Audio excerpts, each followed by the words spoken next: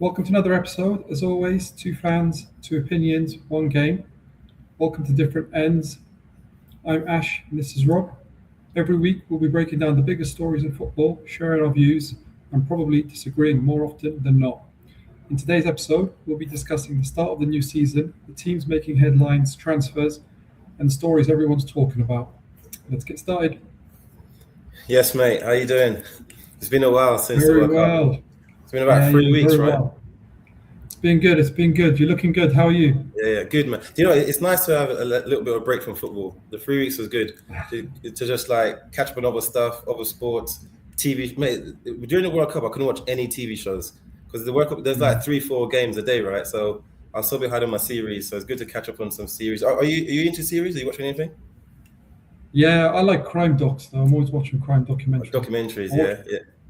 I prefer crime docs to like movies and And series, yeah. TV series. Yeah, podcasts, of course. Yeah. No, so it was good to do that and have a little break from football. But it's good now. It's back. Season starts. Well, technically started last week with Oh, did you see the highlights? Did you see the goals? The annihilation Yeah. of City, man. I can't believe Arsenal like turned them over. So easy. It was like a Yeah. walk in the park. It was. Yeah, it was really convincing win. 3 Yeah, 0 I'm not sure how much to read into it though, but I definitely think. Um, yeah, I definitely think Arsenal the team to beat. for sure. Yeah, I was thinking the same as well because normally, well, historically, those games are kind of like friendlies. The managers wouldn't really want to get injured so early on, especially for in that Community Shield. But then with those two teams, there's like not bad blood, but there's a rivalry brewing, right? For example, like with Klopp and Pep. So with Liverpool and City, if that was a Community Shield, they would have fully gone for it because they had that sort of rivalry. So I feel like now there's a new rivalry between City and Arsenal that I maybe because it wasn't Pep, but if it was Pep, I feel like they would have gone for Yeah. it more. But it's still the City players. So yeah, I don't read into it too much, but they wouldn't have felt good after that game. 3-0 and Haaland got subbed again. Another final. He never scored in a final for City. Oh, really? Yeah, I No, didn't know that. it's been in like 11 finals or something. I saw it circulating online. Either 10 or 11 finals, never scored in one, not even one final. So and he got subbed again, so it wasn't good. But yeah, it's Arsenal laid down a marker. Yeah, they did. Yeah, and you're right. It's they will want to win, right? Revenge for the League Cup, was it last year? They beat them Yeah, in the yeah. final, and at the same time, Man City, you would have thought would want revenge for the title. So, but it's just very early. Players, a lot of players were away, right? Not everyone's match fit. Yeah, because of the 100%. World Cup, they're still a bit fatigued and everything. But the same goes for Arsenal as well. They had players away. The majority of their team was in the World Cup, right? And even like Saliba was injured from the World Cup. So both teams definitely had the majority of players in the World Cup. But yeah, that was interesting. But mate, have you been following the transfers? Let's start with the transfers. Some crazy transfers have been going on. I actually I've got this to show you, right? So because especially for you, this must hit home. Morgan Rogers leaving for was it 100 and was 110? Yeah. This is in euros, but it was 100 and I think was it 10? 117, I think. 17. Pounds. The most expensive Englishman in the history of football. He's gone to Chelsea. Yeah. What do you think Big about moment. that? It was a sad. Honestly, I felt sad. I did feel sad. I felt like he's obviously a Villa fan, one of my favourite players. He's been amazing for us the last couple of years. But unfortunately, with these financial rules, right, we're really constrained, and at the same time, it's a lot of money. It is a lot of money, so on one hand, I can understand why he was sold for that amount of money. Um, yeah, it was a big fee, but still very sad. It's going to leave a big hole in our team. So you mentioned about the financial play and stuff. We could get into that like later on in the episode. But first of all, let's talk about because this is Englishmen in the history of football. Which now I'm thinking if you go back to like if Morgan Rogers is top of this list, right? And you go back to back in the day when I think there's better quality players. So Wayne Rooney, Alan Shearer, Dwight York, Andy Cole. Like how much would they cost in today's market? It like Yeah. would Wayne Rooney be, and obviously Ronaldo, but Ronaldo's not an Englishman, but he's in the Premier League. And when we saw Ronaldo to Real Madrid, would he have been? Do you think those sort of players in today's market would be like the first billion pound player ever? It must be, because like this list compared to those names I just mentioned, just off the top of my head, without doing any research, Rooney, Shearer, Cole, York, and then Ronaldo. Obviously, I know not Englishman, but we sold him to Real Madrid. They have nothing on these players on this list here. So would they have gone for 500 million, 600 million? It's crazy, right? Yeah. I wouldn't say that much, but I would definitely say, more than double. I mean, if you look at Bellingham's the best English player we've got at the moment, right? And he's was he early 20s still. If he was to be 23, I sold think, now, yeah. if he sold now, what's his worth? 200 million? Oh yes, so no, I think 250? Real Madrid. How much did Real Madrid pay for him? So it's 127 euros. Nah, so surely Real Madrid would want to get another 100 on top of that, right? Because do you remember Neymar went to PSG from Barcelona for 220 euros. Yeah. And how old? And Neymar was a lot older than Bellingham at the time, right? Yeah. So you'd think, they would want at least at least that amount, right? 220. It's exactly nothing less than 220. And it's arguably that Bellingham is in better form than when Neymar went to PSG. So that's what I mean. It's so easy to just say 300 million, just like that, for someone like Bellingham. So imagine a prime Rooney, a prime Shearer. It's crazy. Like prime gigs. It's probably a good thing that they were playing in that era, because no one would be able to afford anyone if they were playing in today's market. But I remember when Shearer. He was the world record, wasn't he? At 15 million when he went to exactly. That was a world 15 million. Yeah. No. But the reason I brought this list up, going through this list, right? Because I'm slightly embarrassed, because not a lot of them have lived up to the price tag. Not a lot of them is worth the price tag. Obviously, that's not their fault. Like the value that they've been sold, that's not their fault. But going through the list, who do you think's lived up to that price tag, and who's delivered? Yeah, I mean, if we go through them, like, so Rodgers and Anderson, the jury's out, right? It's too early to tell, right? It's too early to tell. I mean, I love Rodgers. He had an amazing couple of seasons for Villa. He's very young still, a lot of potential. But at the same time, I mean, you could probably put Sancho in that bracket, right? When he went to Man United, he was similar, kind of very young. I think it was 25 or something, maybe 26. I don't even know. Don't know. Yeah, similar type of player. He scored goals, set up goals. But a lot of the time, what happens, right? If you think about it, a lot of the time players go for big money when they're young, especially to Chelsea. It seems like, right? Yep. And then they're on a big contract, and something seems to the hunger's not there anymore, is it? Well, that's been an argument. Examples. Yeah, that's been an argument with Rashford when he burst on the scene as a young kid, like as a squad player, and then he signed a new contract. I think getting him to like 100 grand. Then all of a sudden, the hunger, the desire, work ethic, everything just went downhill. Well, he's on like 300 odd grand. 300 now. Yeah, 300 now. But I think when he was a kid, and he re-signed his contract, and he went up to like 6 figures. That's when he like stopped tracking back. The heart, basically, the heart's not there anymore, because you're getting the hunger's not there. Yeah, you got paid so much. I mean, you can kind of understand it to an extent. It takes a certain type of mentality, like Ronaldo type of mentality, right? Cristiano Ronaldo. Yeah, they want to be the best. They want to be the best, and actually, it's not even really about the money, to be honest. No, it's about they're just winners.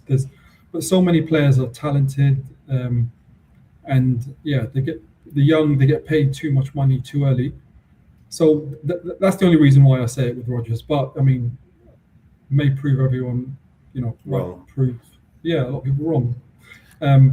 So it's too early to tell. I think Anderson as well is too early to tell. Although I think he's got great talent. I think he's shining light, right, for the Nottingham Forest team that struggled. He had a good World Cup. He didn't look out of place. Yeah, it's funny. You just said talent, so I think that's what it is. They're buying, instead of like what the player is now, it's like what they could be in the future. Yeah, which I don't know if I agree with, because you expect this person to turn into this world-class player, and then they don't. deliver. That's what you paid for, instead of just buying them from what they are in that given point in time. Yeah, yeah. It's a risk, isn't it? It's always a risk. And you You go never through the know list, truly like now. Grealish. Yeah, because Grealish left Villa, skillful player, delivering, scoring, assisting, goes to Man City. Obviously, he's won loads of trophies. That's not because of him, it's because of the team and Pep. But now his career is kind of, well, he has gone back to City. But have you seen his number 99? He's got a squad player number. Has he?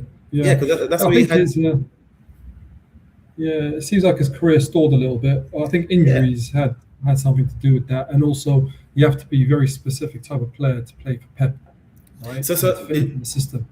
with the injuries, I would have fully 100% agreed with you. But Rodri is living proof that that doesn't make a difference. He tore his ACL, remember, against Arsenal, and then he was out for like 8-9 months. Comes back, people are saying he's not the same. He doesn't look the same. He's determined. He worked at his fitness, worked at his game, had a good end to the season. Now wins the World Cup and then the best player in the tournament. So Yeah. you need to have a certain mentality. But injury at this level with technology and sports science and the physio, the nutrition, I don't think they can blame anything on injury in this day and age. It's not like 15, 10 years ago. You know what I mean? No, but Grealish was out till late last season, right? I think he. I think he broke his foot. I think he broke his foot or something. I'm not sure if he came back before the end of the season. I'm not sure. I'm not sure either. I'm not sure. But even so, he didn't really set alight Everton. He started like the first 4 games well, and then that was it. Yeah. I think I would say Grealish, I think at the moment he hasn't lived up to the standard.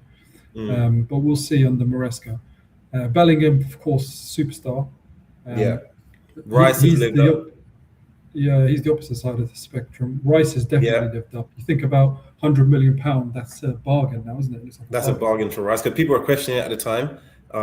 It's a bargain. And we'll get into that as well, because we have Tonali who's 100 million. So what, is Tonali and Rice the same level?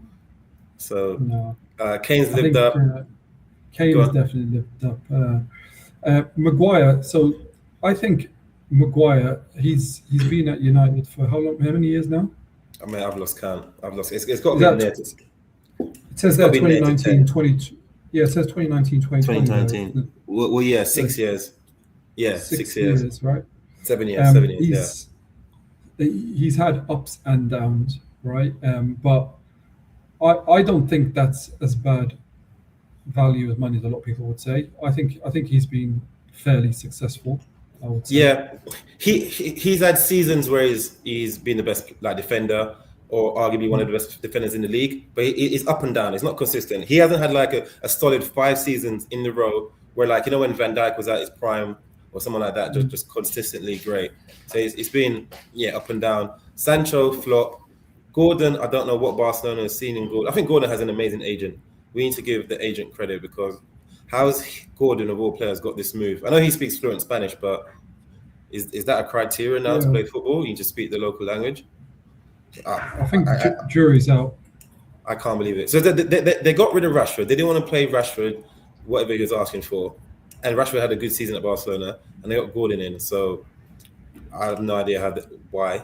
And Eze, he's had moments in Arsenal. Arteta hasn't really given him a good run, so it's not really his fault. But is he worth that much? 70 mil, probably. Yeah, it's a lot of money. I think you've got to give him a couple of seasons, right? Yeah, to prove himself.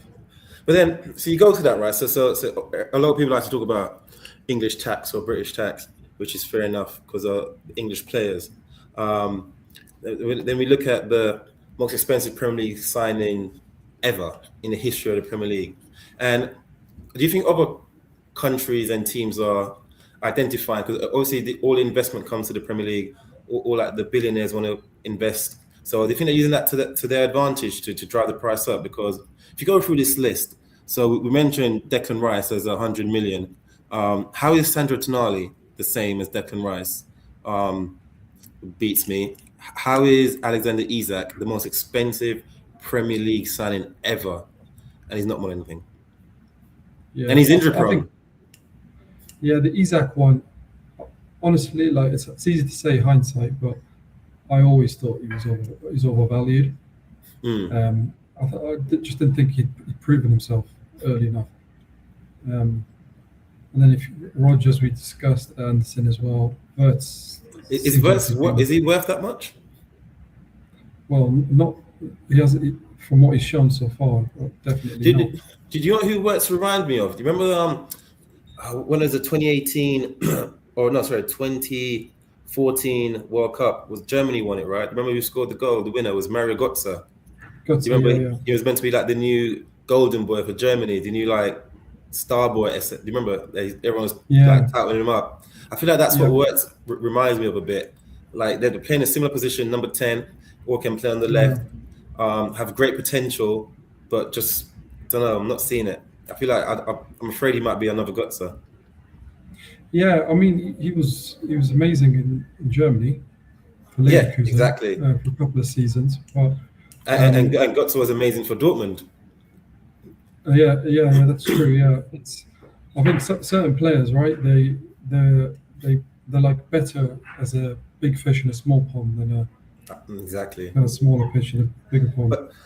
But but knowing that, so that's what I'm saying. So if Wirtz had gone to somewhere else that was in England, would they have paid that much for him, or is it because they know England has that money, they're exploiting it?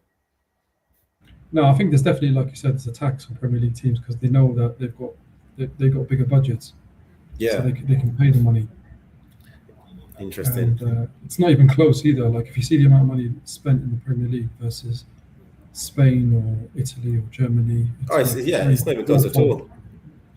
Yeah. Crazy, crazy.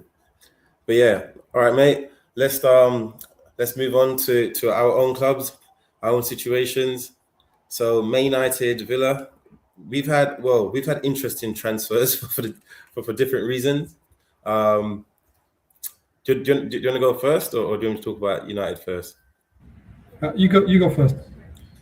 Yeah, so well, we definitely needed to bring some players in. So last year we did pretty well. So I think Jim Ratcliffe's not doing a bad job actually, since he's taken over. The last season he bolstered the attack. So obviously Cunha, Sheshko, Embuemo. Cunha and Embuemo has done well, you can say. Sheshko bit hit and miss, but that was last season, and he knows that to now get into Champions League, stabilize. We need to because he knew the players were leaving from like the midfield. Casemiro is obviously too old. Ugarte is useless. So and now so he's targeting the midfield. He's brought some good signing in. So far, Baleba, which was, as of today, is now being bought from Brighton. He's a good player. Obviously, Tielemans from Villa, quality player. I feel like Tielemans should have come a few years earlier, but now he's here. And then he buys Santos from Chelsea, a young kid, more like a defensive player to like break line, breaking passes and stuff like that. And then a Have free you seen much of transfer. him? Have you seen much So of Santos? no, so it's here and there at Chelsea as substitutes. Like he's a skillful player. Um, he's not going to win you like a game or like a trophy. I think what United are doing are number one, buying Premier League proven players. So in the past they've had a bad habit of going abroad and getting all these like fancy names that no one knew about to get the fans excited. Then they come here and they do nothing, right? So I think what they've done is sticking with the Premier League players. So far they've done I think 4 signings, all from the Premier League, and there's one guy from Atalanta which is not. But at least they don't need any time to adjust. So he's strengthening the squad, which is good. It's not a squad to challenge for the title. I think we're a few years away from that. But it's a squad that can definitely have a good cup run.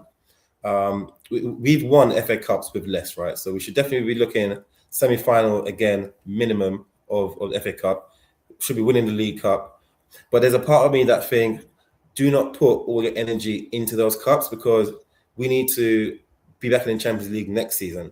So I would rather United focus on the league again, finish top 4, make sure you secure that Champions League, get the money so we can buy better players. Because I still don't understand how we lost out to Tonali to Tottenham and then Bruno Guimaraes to Arsenal. Because it must be down to the money. and it's much because Yeah, we can't go over like the financial fair play, right? We can't go over like whatever limit it is because we can obviously have the money or we have the stature to attract those sort of players. But it must be the money that we don't have. So I think Champions League again next season must be a must. Have a good cup run, but don't put all your eggs. Don't like focus too heavily on those midweek games and burn the players out. I'd rather them be fresh for the weekend. So I'm happy with the squad. It's definitely strengthening the squad, but we still haven't got a squad to like compete and win the league. I think we're about 3 years away from that. yeah. I think he got a budget and he wanted to beef up the squad, right? So he didn't want to spend too much money. For example, Tonali's not going to pay 100 million. When he's got other areas he needs to focus on as well. Yeah, so I think what he's done with the squad, I'm happy with it. But I don't.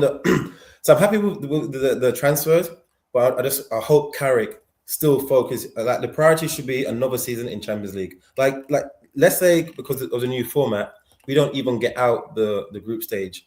I'm okay with that. I'm fine with that because we're not going to win Champions League. Like, let's be realistic.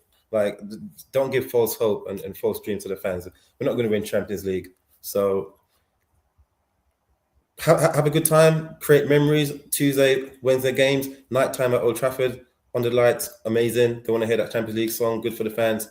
But I think the fans would want another season in Champions League, better money because we still need a centre defender, and so we still need a left back, and we still need a proper world class like defensive midfielder. So those are the three that we need, and then so if we can get those three going into next season with the team that we have. I think we'll be looking good. Yeah. No, I think it's going to be very interesting to see how United do Carrick's second season. I think it's going to be interesting. What about Villa? Yeah, Villa. Villa being one of the most, if not the most active, a lot of activity In a negative way. Villa. Yeah. Unfortunately, in a negative way. But I mean, we've had a lot of outgoings and quite a lot of incomings as well. So we've got keeper Suzuki, the Brazilian keeper. The Japanese keeper, who's come in, which for me signals that Martinez is on his way out. He's been rumored to going to Juve. Manzambi, who's an exciting player, which we saw in the World Cup. We signed Gomez, another midfielder from Wolves as well. Ruggeri, left back, who's a replacement for Luca Dean. He's going to PSG. Garnacho's come in as well. So you bought Garnacho. Have you bought him now? I thought he was on loan. On loan. Yeah, he's on loan. on loan. Yeah. He's come in on loan. So obviously we had to bring a lot of players in. We had Rodgers. Rodgers has gone out. Well, I don't understand though. For the money that you got for like Rodgers and Tielemans, why can't you buy like just a world class player? Because you're in Champions League and you want a trophy. Emery's a good manager; he can attract players. Yeah, I mean Champions League, right? I think maybe he wanted to bolster the squad a little bit. Instead of focusing all on just one player. I think so. Yeah. And Tielemans was. I think that's going to be a good signing for you. That's the type of player that you really wanted, right? Proven Premier League player. Also, Daniel Malin, his loan. He's gone as well, right? Roma. Yeah, he was on loan, but that's become permanent. Konza left as well, so we need to get a central defender. But my question is then, so how do you go? This has got to be the first time. Oh, actually, that's not the first time it's happened. Let's say the first time to a big club, because you see it with all a smaller club. Like they'll win a trophy, have a bit of success, and then sell on the players, make a profit. But Villa's been up there for the last 3-4 years. Top 5 team, always thereabouts, Champions League or Europa League.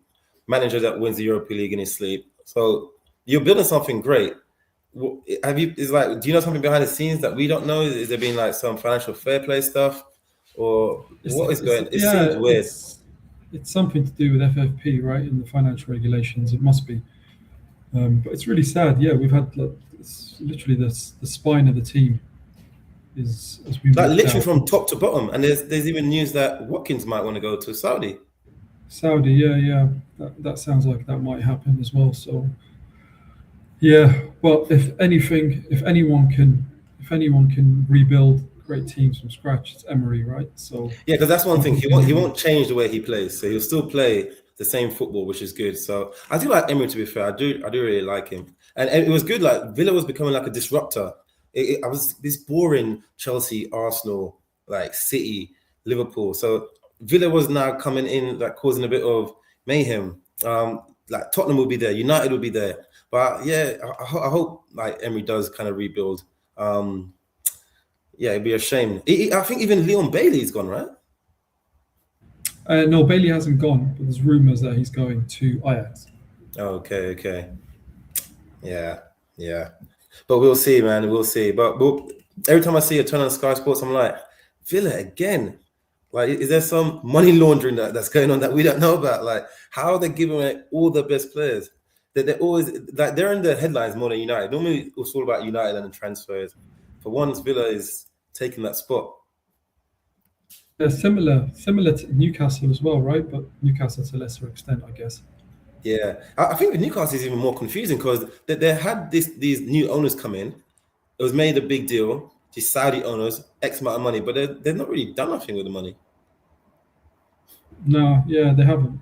It's just, I think it's a very complicated formula with regards to revenue and how much you can spend on transfers, right? And I Maybe. think teams are trying to catch up. Yeah. All right. Well, let's see how it plays out. The thing with transfers, you never know. It's all good. It just gets people excited. But until the season starts, and I always say at least 7 to 8 games in, then we really know how the transfers are settling in. But for now, it's just good to talk about. But yeah, we'll see. But mate, let's do some predictions. The season starts Friday. It starts tomorrow. The first game, Arsenal champions against Championship champions, which is Coventry. So let's do predictions. Who thinks going to win first place again? So Premier League champions. Then we do top 4. Then we do relegation. We do some underperformers and overachievers. So let me start first. For Premier League champions, it pains me to say, but Arsenal, because I think they're the most stable. If you go through everyone, so if I was going to look at last season, Man City, new manager, rebuild. United, rebuild. Villa, rebuild. Liverpool, new manager, rebuild. Bournemouth, they finished 6th, new manager, rebuild. Sunderland stayed the same. Brighton stayed the same. All the way down, even down to number 10, Chelsea, new manager, rebuild. So I have everyone. I think Arsenal, they've strengthened their team again. They look the most consistent. So I think I'll go with them for first place. But I was looking at the history. I don't think there's been a back-to-back like title defense apart from Man City in the last, is it 10 years or something like that? Because remember, City won the 4 in a row. But before that, I don't think there's been like a back-to-back champion, has there? I think he's going to be. I heard somewhere that if he did it, he'd be the 4th manager. So he'll be after Ferguson, Pep, possibly Mourinho, or he might be. Is he the 3rd or 4th? Wow. So I'll try and do like a quick search, but I don't think, because yes, I think definitely in the last 10 years. Yeah. So in the last 10 years, it's only been Man City who's won it back to back. So it's gonna be tough to do it back to back. I think they're probably up there to be favorites, but they really want the Champions League, don't they? But yeah, that's my winners. Top four. Now this is hard because top 4. So 1 game a week. We saw what that did for Man United. Chelsea has 1 game a week. Great team, great manager. Tottenham also has 1 game a week. Can Tottenham go top 4? Don't know. It's tough. So I'll go Man City. This is. I think this might be the hardest prediction because we have 2 of the strongest teams in the league, not like playing 1 game a week, basically, right? Not in our Champions League. So I'm going to go Arsenal, Chelsea. I really wish Chelsea would win, but I don't think they'll do it. Arsenal, Chelsea. Do I say Tottenham? I'm iffy between Tottenham and United, third or fourth. I might go Tottenham third, United fourth, Liverpool fifth. Yeah, that's my top five. You think Tottenham will finish as high as third? Mate, they have a good team. They have a good team. They're not going to be playing. They're not going to have a lot of games, so they're not pick up a lot of injuries. The manager, he plays good football, De Zerbi. Yeah, I don't see why not. I don't see why. I think City's also ripped out their spine a bit. Rodri's a massive miss. And apparently, up to today, I think Tottenham are going to get Savinho and Marmoush, aren't they? So let's say Tottenham gets Savinho and Marmoush. Who are City? Like, who are they bringing in? Where's their squad depth? Because they're also going to be playing on all four competitions. So where's their squad depth? Yeah, they're going for Boadi. I know that's replacement more for Rodri. Yeah, but an 18-year-old and expecting to just come in straight away and be. Do you know what I mean? It's the same thing, like I said, when United were doing it, bringing these. They're good. I mean, they're good to bring in, and it gets the fans excited. But like how we spoke about with Wirtz, you need time to adapt. If you're not been playing in this league, and he's 18, right? He needs to beef up a bit, right? So he's not going to hit the ground running, but he will do in the future. So this might be controversial. I don't think City might even get top five. I don't think they will. It's difficult. It's like I said, there's so many teams that have made changes, right? Yeah. And are in transition. I'll give you my top five. Yeah. Arsenal, I think they're head and shoulders above the rest. Then I'll go the other three, no particular order. No, you got to do particular order, man. You got to do the order. That's the whole point. All right, I've got Chelsea. Yeah. Then Liverpool. And then I'll go Villa. Mate, Villa, come on. After ripping out your that's biased. That's a bit biased. Let's use your head. I'm joking. I think it's the Emery factor. I would put Villa there because although we have lost players, I've put in some good players as well. So what is it? It's Arsenal, Chelsea. Sorry, I would say Villa or Man United. So Arsenal, Chelsea, Liverpool. Let's say Man United. Liverpool. Oh, I don't see it. Yeah, Liverpool. Then Arsenal. No, sorry. Arsenal, Chelsea, Liverpool. Then you're saying in between Villa or United. Man United, I would say, yeah. Man United and Villa. So you're not rooting for Tottenham. The thing with Liverpool, though, I think again. So you've gone from and what's his name? Is it Riola, the Bournemouth manager? Yeah, Riola. Never won anything. Managing Bournemouth, which is, let's be fair, compared to Liverpool, is not even the same size. One of the biggest club in England. To handle the media, the pressure, the Scouts fans. Champions League. He's never played any European competition in his life. You don't think that's a big of a step to finish third? But people are forgetting Liverpool last year, at the start of last season, were saying that Liverpool were going to walk the title, right? They've got a lot of good players, and if they click, if Isak gets fit and clicks, if Wirtz gets fit and click, if you look at Liverpool's midfield, McAllister. That's the same team. Like, I'm not arguing with that, but at least they had a manager that's been there, done that as well, right? They got Gravenberch, McAllister, Szoboszlai. They got Van Dijk, and they've still got Alisson, right? If they can find a way to make it click, and Iriola's done wonders at Bournemouth. It's true, he hasn't managed at that type of level. Has he even managed Bournemouth in Europe? I don't know. Maybe someone needs to. No, I think he got them into Europe, right? But and then he left. Okay. Yes, I'm not even sure. See, he's never managed any European, managed in a European competition. True, but you got to start somewhere, right? We're talking about the Premier League here. Yeah, so but he's gone for the most successful team in England. That's starting somewhere, okay?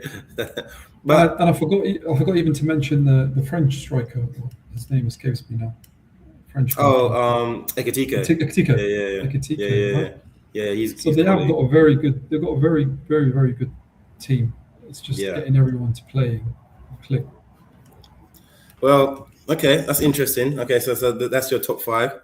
Then underperformers. See, it's funny because you went for Villa as fifth position. I've gone for Villa as one of my underperformers, but nothing to do with Villa, just because what do you expect is going to happen? You get rid of your best defender, your best midfielder, well, two of your best midfielders. Then you're a striker light. So you got rid of your left back, which was good for you. And now you want to get rid of your goalkeeper, your best goalkeeper. And he's won like the best goalkeeper a couple of times now in a row, isn't he? In the world. Yeah, I think for underperformers, I think I would go for Newcastle. Newcastle, they're another one of my underperformers. But again, because they've also got rid of the manager and got rid of some of the best players, right? So yeah, that shouldn't be a shock to anyone. Going through the table. So Newcastle is yours. So for me, it's Villa and Newcastle. Do you just have the one, or do you have more than one? I would say, yeah. I mean, there's a lot of expectation on Tottenham, right? Because they've spent a lot of money. Yeah. There's a lot of new players and trying to get them to gel. I do think De Zerbi is a good manager, but and I think they'll probably finish sixth. So I don't know if that's underachieving. No, well, they finished 17th twice in a row, so that's overachieving. So that's a good thing for them. So actually, in my overachievers, I've got Tottenham, because I do think Tottenham, because again they've bought Premier League proven players. They bought 6 out of 6 players, all from the Premier League. So that says enough. And I think an overachiever. I think I wanted to say one of the new promoted teams. I'm not sure. Hull, Ipswich, or Coventry. A lot of people think all three is going to go down. I hope at least one of them stays up. But for an overachiever, though, I think Leeds. I think Leeds is going to cause a bit of a problem. They had a good end of the season. They finished 15th.